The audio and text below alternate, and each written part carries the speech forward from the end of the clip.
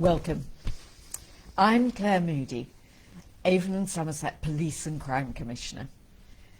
Every month we hold a broadcast where I invite the Chief Constable, Sarah Crewe, to answer questions on the performance of Avon and Somerset Police and what's being done to address the public's key concerns about policing in our area. This month we're going to focus the questions around neighbourhood policing. This is the first priority in my police and crime plan. And it is that priority precisely because so many people talk to me about neighbourhood policing, that visible policing presence in their communities. And it just is something that people are aware of and they welcome and want to see more of. We can talk about the government having recently launched the Neighbourhood Policing Guarantee as part of its Safer Streets mission. So, let me welcome the Chief Constable, Sarah Crewe. Hi, Claire. Hi, Sarah. Thank you for joining me today. And let's get straight into it in terms of neighbourhood policing. And I think it would be really useful to start with a brief explanation of what it is you mean by neighbourhood policing. Well, you probably said it very well. It's about having a regular, visible presence in local communities. So it's usually officers in uniform and police and community support officers. The critical thing is they know the community and the community know them. So that's a really important element for me. Policing isn't just about responding to crime or incidents when they happen. You know, that happens by 999, 101, online.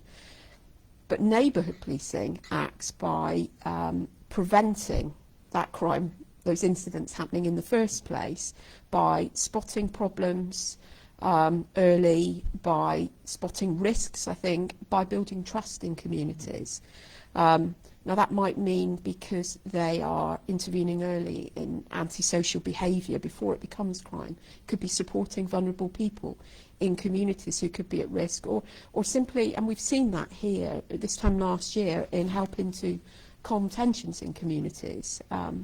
Another key element is how they work with local partners. So that might be housing providers or the local authority, mental health services, because quite often policing alone can't solve those problems. And actually, in the terms of prevention, if we spot the root causes and tackle them, the crimes themselves don't happen.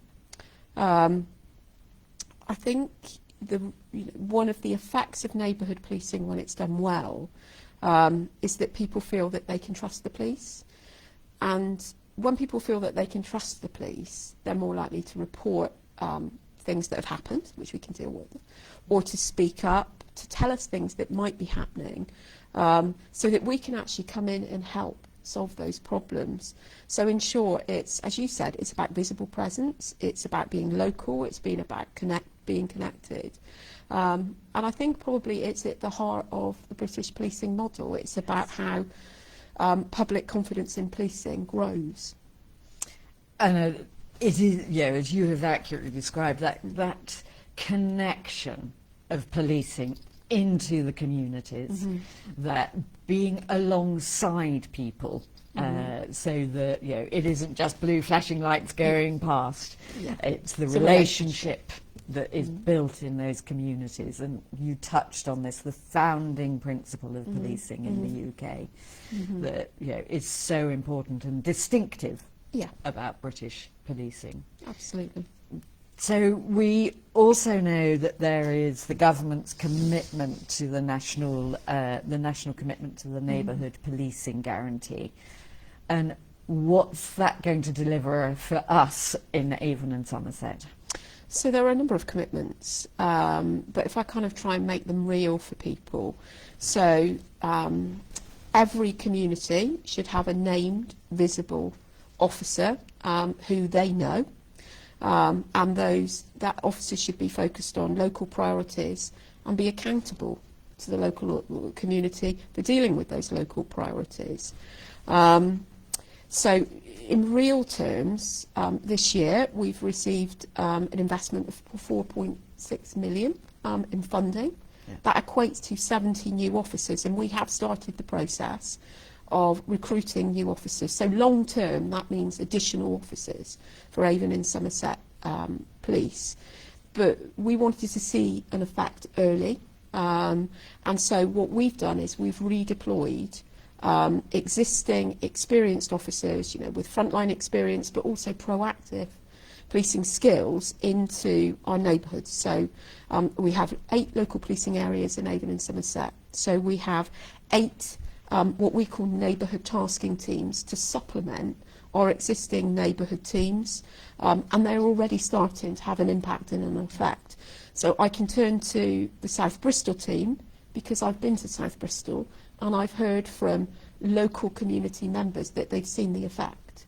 So I know from the numbers, the arrests and the drugs seized and the domestic abuse interventions that have happened by that team.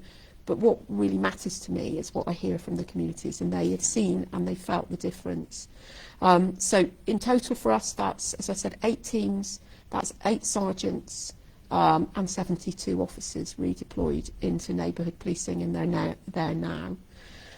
There are additional commitments that come with a neighbourhood policing guarantee. So regular chances to speak to your local neighbourhood teams, so things like beat surgeries and beat meetings. The ability to reach out and contact them. So we've updated our website so it's easier to find who your local policing officers are, to find out what their priorities currently are, how you can engage with them, how you can be involved. There's a recognition that neighbourhood policing needs specialist skills. So there's specialist training, and we were one of the first forces to put our hands up to say, let's be part of trialling what that training looks like, influencing what it looks like.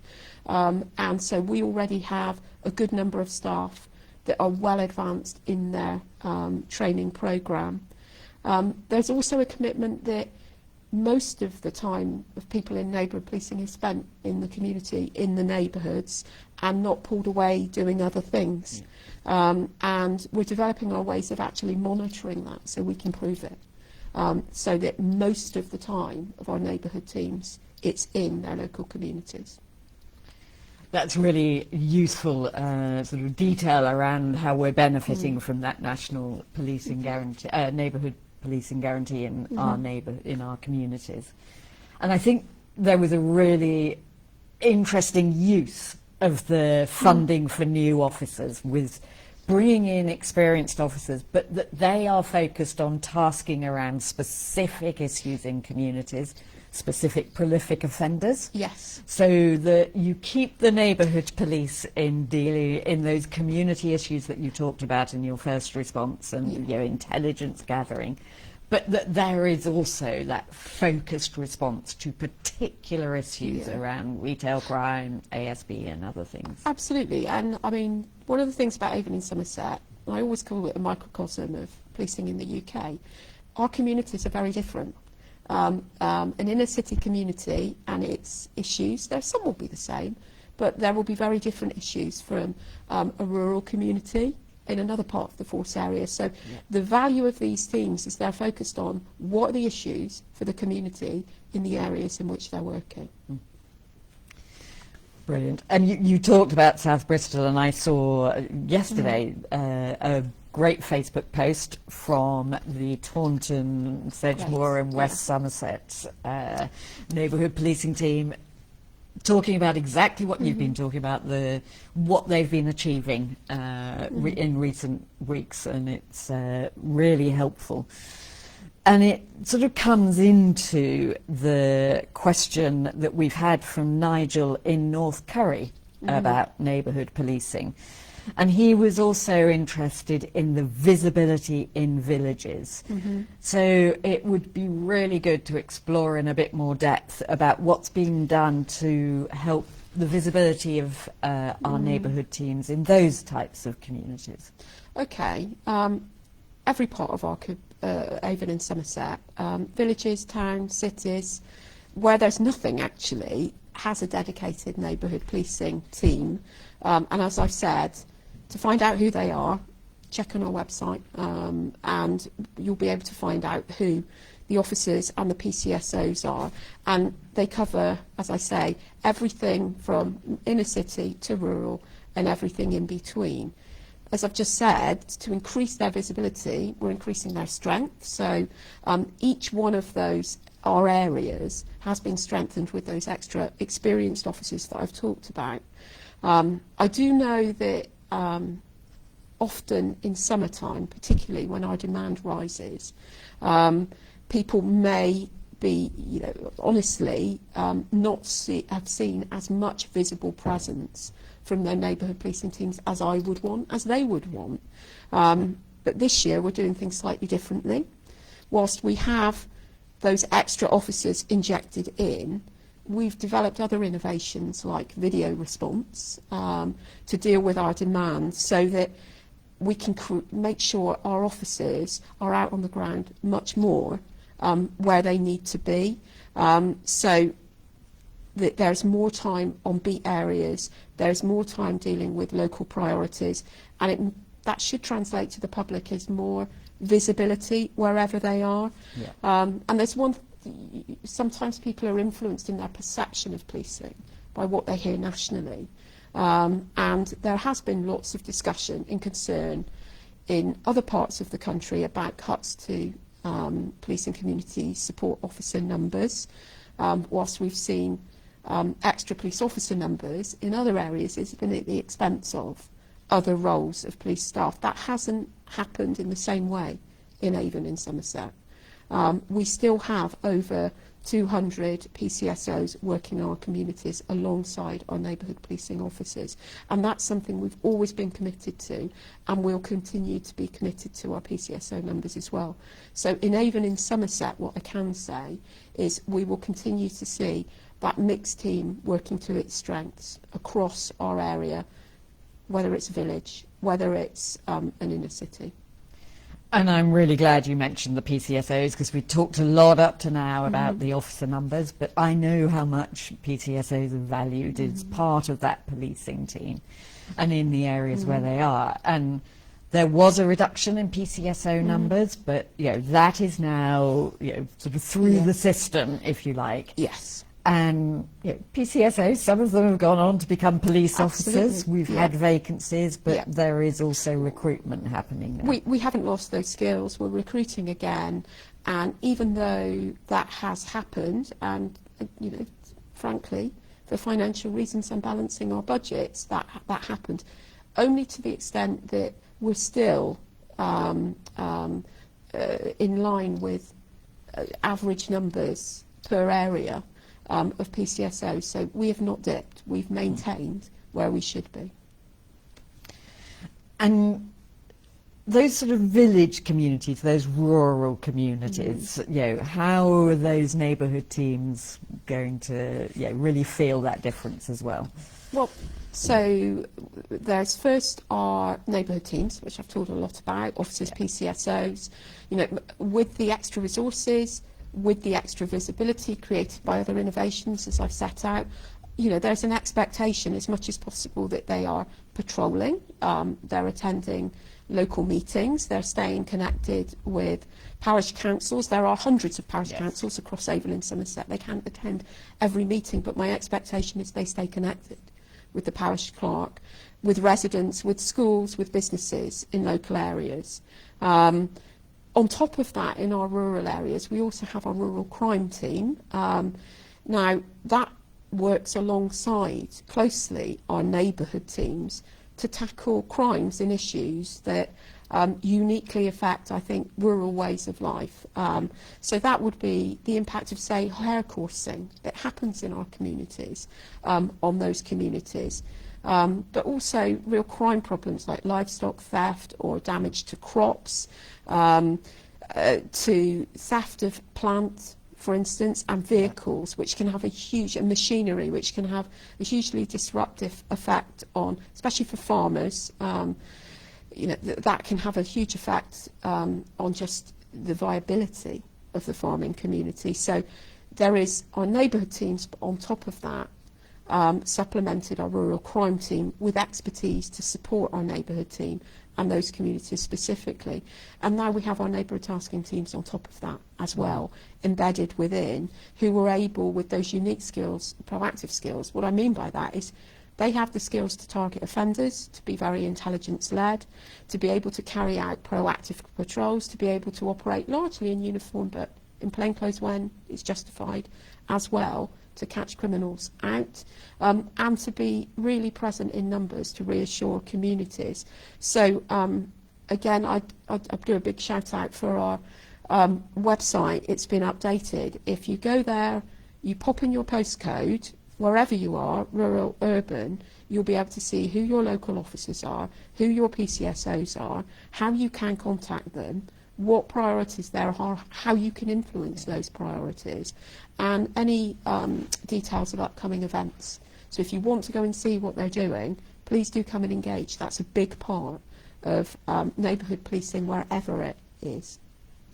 And that specialism that sits in the rural crime team is really important. But as you say, them being able to link into the neighbourhood teams, because they can't be everywhere all of the time, but making that connection, yes, so that it is a more universal understanding and involvement in our rural communities as well. Absolutely. Internally, they're our go-to experts.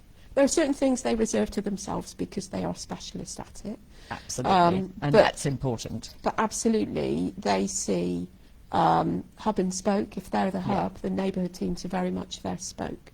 Yeah, and I, there is a rural crime forum which I go to regularly. In fact, the next meeting's on Monday, and these issues are ones that are raised with me in that forum. And yes, it's I get very live feedback around the points we've been talking about. So, but also about the ability of the rural crime team. So, just moving on as well, engagement has to be a two-way process. Yeah. It is clearly really important that the teams are communicating what they're doing, but it has to be listening as well. It should be about dialogue, not just a one-way communication. So I've had a question from Empire Fighting Chance, and it's a question about engagement with inner city communities this time, and with young people in particular. And the question is, how do your officers and staff effectively engage with different communities, and in particular with young people and youth organisations in those communities? Well, at the core of it is, as you say, it's about not just showing up when there's a problem, it's about having a relationship before there's a problem, and real, genuine, authentic, two-way relationships but built on empathy, I think, and listening, and understanding those communities that you're working within.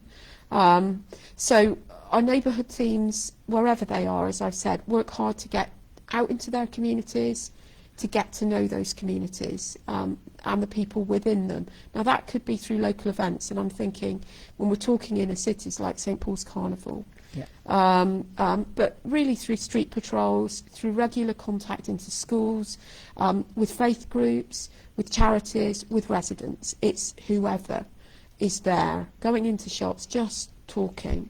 When we talk specifically about young people, I think it's really important that young people don't just meet the police when something's gone wrong, when we're using our powers, if you like, our enforcement or our investigative powers. It's really important that they connect with the police as human beings early and build trust, and that usually happens with officers and PCSOs within neighbourhood teams who regularly visit schools, youth clubs where they exist, not just, as I say, to talk about crime, but really to listen to what's going on for young people, to offer support, to help them, as we've done with Stop and Search, with Creative Power Town and the work we did there, to help young people understand their rights, their responsibilities, and how to stay safe in their communities, and who to go to when they don't feel safe. I think the PCSOs in particular play a unique role here. They're visible, they're approachable, and they focus on building those ongoing relationships with young people early on their patch so that it continues. We also work with youth organisations to support diversionary activities. So where, now that might take the form of sport. So you and I on Saturday were at Lockleys Sports Centre, where we were supporting a very vibrant and very warm football tournament between different schools, different youth groups from across the city. That's a really great example of neighbourhood policing at its very best. I can give another example. I work in South Bristol with the Robbins Foundation, working on reducing what had been a very difficult long-term problem of antisocial behaviour around the Morrison store in Hartcliffe, funded partly by your office and by other funds as well. That's been a brilliant example of partnership working with young people, where we've not just tackled the problem, but we've built relationships, we've built resilience amongst young people and their families in that community. It's not the same everywhere. I've given two examples that are very different, because one size fits all doesn't work. It's based again on that understanding your local community, local people, what it's like for young people in those communities, and really listening, being present, understanding the need, and where necessary working with others to follow through on that need. So that's some examples of what we've been doing. Thank you, Sarah. And that was a very hot day, so I was deeply impressed by the people that were playing football on Saturday. They definitely earned their ice creams. But yeah, and the volunteers and the families who were supporting them, really critical. Exactly that. And actually also hats off to Rick, who initiated that tournament, and it's been going for a number of years as well. So. And at the risk of upsetting different football fans around the country, on this particular occasion, as I've mentioned the Robbins Foundation, the Bristol Rovers Community Trust as well. Absolutely, and we would encourage all of our sporting organisations across the city and across Avon and Somerset to get involved and help support these things. We hugely welcome that, the power of sport to bridge gaps and build mutual understanding, as well as friendly competition. Very, very valuable. Yeah. And I just want to go back to one point that you made in addition, though, which is about young people meeting with the police and having a relationship with the police that is not about being policed. Yes. And I think that is a really important point not to lose sight of. And you know, police officers use their powers and their presence day in, day out, and it's normal for police officers. But you and I have talked in other environments and in other meetings about the importance of that sort of focus on policing, understanding that while it's maybe a normal situation for the officer, it's a lifelong memory for people that they meet in those circumstances. And I think it's important to understand, you know, recognise and speak to people about how important that is. Yeah, the impact of our powers. I mean, as you say, we take them for granted, but as well as powers, we have influence. Yes. And we have the power to influence how people see us. And that's an ongoing, day in, day out, every encounter at a time, concern for every officer on duty, or member of police staff off duty. You're always leaving an impression. You know, everyone says every contact leaves a trace. And if we can leave a positive, meaningful one, we often won't have to use those powers in other circumstances. Thank you.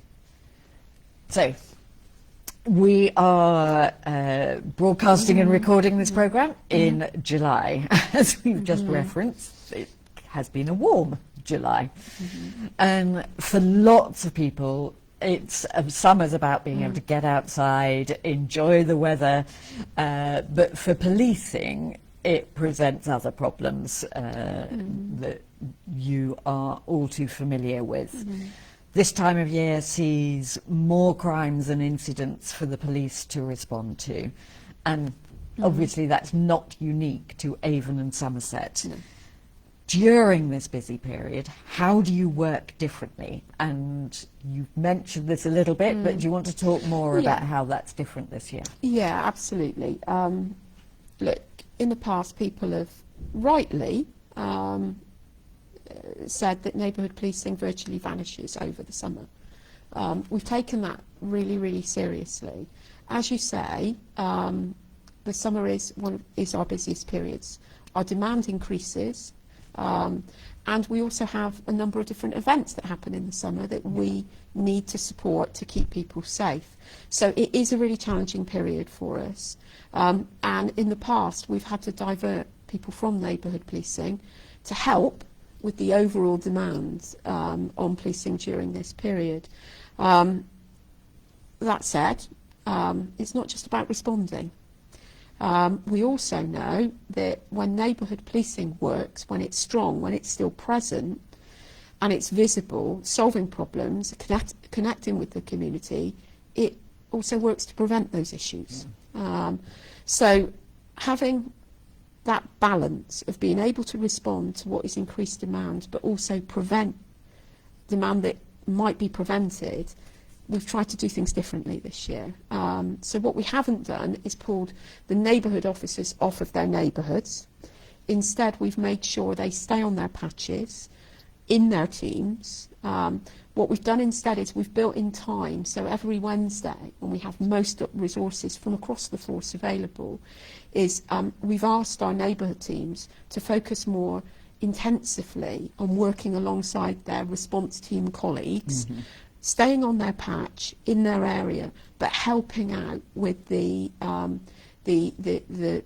existing, that additional demand. So every Wednesday we come together on our patches and we focus on the demand. We've also, at certain points throughout the summer, brought the whole force to bear on picking up our call volumes, our call demands. So if there are non-emergency things that are sitting there, the whole force comes in. So we've done that once early summer, so we've reset to make sure we're on top of things. We do that midsummer, we do that towards the end as well. So every part of the force plays a part in that, so that we can keep our neighbourhood teams on their patches, doing the really important neighbourhood work to prevent the demand in the first place. I've referenced before some innovation. Our video response option, it's called Enhanced Video Response. We're the second force in the country to roll it out. It's seen massive improvement. So it offers people calling with an issue where it's not an emergency call, the option of speaking to a police officer via a video platform. It's proved to be really popular and really effective, and it's certainly made us more efficient. So that's helped us deal with calls quicker and faster, more efficiently, without the deployment of officers, which means that the officers that are available to deploy are used more efficiently, which means that neighbourhood aren't called on as much. Yeah. So the early signs are good. As I say, when I feel I asked the community, how does it feel? And I said the neighbourhood tasking teams have had an effect. I've asked the neighbourhood teams themselves, how does it feel this year? Yeah. And they've said it feels different this year. It feels different for us. We are here, we are present. We've got more chance to do the things that we are. I can't lie and say that there won't be times when people might be pulled away, but I think in maintaining that difficult balance, which I must do, because when the public need us, they need us. Yep. I think this year we're getting very much more closer to getting that balance right. And I can, as you have said, testify to the fact that when I am out doing, sort of visiting places, doing public meetings, or talking with communities, I can say that people say it feels different this year, and the officers that are there are also volunteering that it feels different this year. So having that spontaneous feedback that people are feeling and seeing more presence is very valuable.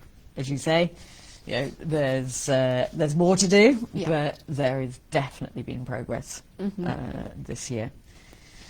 And in addition to what we have seen through the neighbourhood policing guarantee and the other issues the other points that you have raised. We also have something called the Safer Streets initiative this summer. So, as you know, I'm working with your police service to implement this initiative, and it's happening in 19 areas across Avon and Somerset, identified through data where there's demand, and focusing on antisocial behaviour, retail crime, street crime and visibility. So what are your expectations of this Safer Streets initiative across this summer period? Well, I'll be direct. I mean, my expectation is that people will feel safer in their town centres this summer, and that they'll see a difference. It's giving us a real opportunity to kind of give an injection of a boost to visible policing. There are 9 town centres, so I won't reel them all off because I'll miss some. 19, sorry, but there are definitely 19. But I won't reel them all off because I'll miss one out, and then I'd be very unpopular. But there is Bristol, there's Bath, there's Weston-super-Mare, there's Taunton, there's Yeovil, and we are absolutely focusing on hotspot policing, targeting antisocial behaviour, retail crime, street crime, where they're hitting communities, including businesses, the most, and we've heard that loud and clear. So we've got our neighbourhood teams themselves working to increase visibility, act on those kind of crimes, but being actively visible in their communities doing that. It isn't just about policing doing this, so it's about policing and local councils, business improvement partnerships and their like working together to crack down on problems. On top of our neighbourhood tasking teams, we're very much part of this summer operation. We've also got Operation Haven, which is our name for hotspot policing patrols that have been funded by the government for a period of time. And there's direct crossover between our hotspots for antisocial behaviour, which that funding is for, with those town centres. So we don't just have neighbourhood policing teams, we don't just have neighbourhood tasking teams, the new injection into neighbourhoods, we have the Operation Haven resources, so additional patrols. They're being done largely on overtime, but on the oversight of a dedicated inspector able to move through those 19 areas. So that gives us additional resources, but it gives us flexibility to respond quickly and effectively. So yes, it is about presence, but it's also about impact. We want people to feel reassured. We want them to see a difference. We want them to know that we've heard and listened, that these have been problems in the past. We're very grateful for the funding that we've had to augment through the funding I've talked about, but we also think because of that funding that we owe the public clear results. So I do expect on top a reduction in the kind of crime that makes people feel unsafe, a reduction in antisocial behaviour, and as a result of that, at the end of the summer, much stronger relationships between the police, the communities and actually local partners as well. So yeah, my expectations are quite high, Claire. We share high expectations of this campaign, so it is I know very welcome, and you will know as well that this is what communities have been seeking, and that they have talked about. So to be able to deliver on that is really, really important. And I think those 3 core elements of proactivity, of visibility, and communication with communities are essential to getting this right. And I anticipate that we've talked about a focus around the summer with neighbourhood policing, but this, dogs aren't just for Christmas. Neighbourhood policing isn't just for the summer. This is about a longer term commitment and piece of work around these areas. Yeah, absolutely. I mean, in the background, we have appointed a dedicated lead, a superintendent, to lead for us on antisocial behaviour. So we're working hard on building a plan that will take us on from the summer, and the summer being over, to have a huge impact more longer term, and we're looking at what the evidence base nationally is to be really effective in those areas. So yes, it's not just summer, it's all year round. Thank you, Sarah. And thank you at home for joining us today. I hope you found this month's PQT interesting and informative. We do record all your questions that you have submitted for PQTs, for future ones if you haven't had your question answered already. And we will be asking you to send questions in on different topics for future meetings. So please do join us again for the next PQT, which is on the 22nd of September. Details will be shared on my website and on social media in the coming weeks. Feedback is also always welcome, which again you can share on the website. So thank you for joining us, and I look forward to seeing you again at a future PQT.